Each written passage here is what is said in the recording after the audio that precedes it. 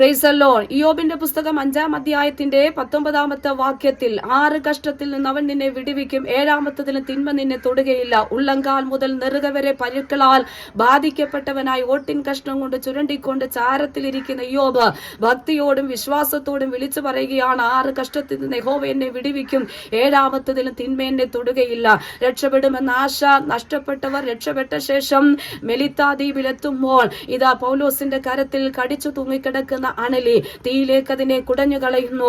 പെട്ടെന്ന് ചത്തു വീഴും, അതെ വീർക്കുമെന്ന് നോക്കി നിന്നവരുടെ മുൻപാകെ ഇതാ അസാധാരണമായ ദൈവപ്രവൃത്തി പൗലോസിന്റെ ശരീരത്തിൽ വെളിപ്പെടുകയാ. അങ്ങനെയെങ്കിൽ പ്രിയരെ, അതെ പിന്തുടർന്ന് പിടിച്ചുകൊണ്ടിരിക്കുന്ന കഷ്ടങ്ങൾക്ക് നടുവിൽ നിന്ന് 7-ാമത്തതിൽ തിന്മ നിന്നെ തൊടാതെ കഷ്ടങ്ങൾക്ക് നടുവിൽ നിന്ന് ദൈവം നിന്നെ ഉദ്ധരിച്ച് പരിപാലിക്കുമെന്ന് ഈ വചനങ്ങളിലൂടെ കർത്താവ് ഇന്ന് ഈ പ്രഭാതത്തിൽ സംസാരിക്കുന്നു. ആകയാൽ ഈ പ്രഭാതത്തിൽ വിശ്വാസത്തോടെ നമുക്ക് പറയാം, ഞാൻ കഷ്ടതയുടെ നടുവിൽ നടന്നാലും നീ എന്നെ ജീവിപ്പിക്കും. ഈ വചനങ്ങളാൽ കർത്താവ് നമ്മെ എല്ലാവരെയും അനുഗ്രഹിക്കുമാറാകട്ടെ.